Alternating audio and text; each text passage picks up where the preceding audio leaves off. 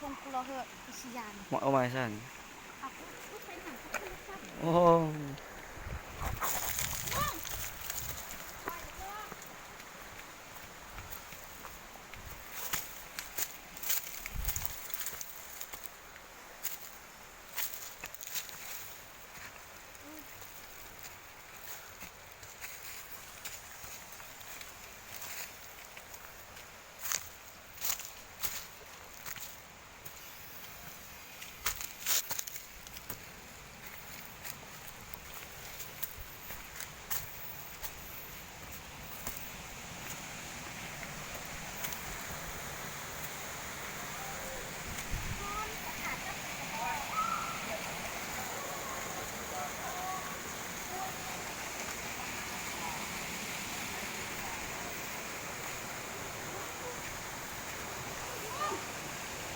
ก็ต้องขึ้นนั่นหรอก็ต้องขึ้นรถเดี๋ยวตกอ่ะ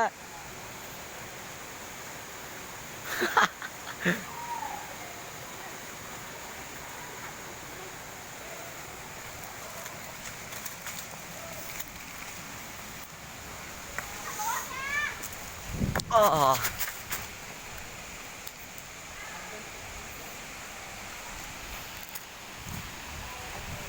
มาเอาทงถ่ายรูปแล้ววันนี้นะ ถ่ายวิดีโอนี่ถ่ายวิดีโอลง YouTube แล้วเนี่ยเนี่ยมั้งลง YouTube เลย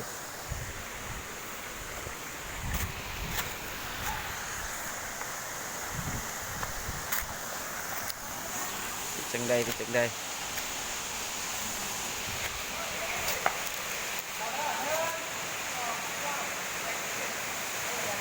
สูงเนาะสูงเนาะ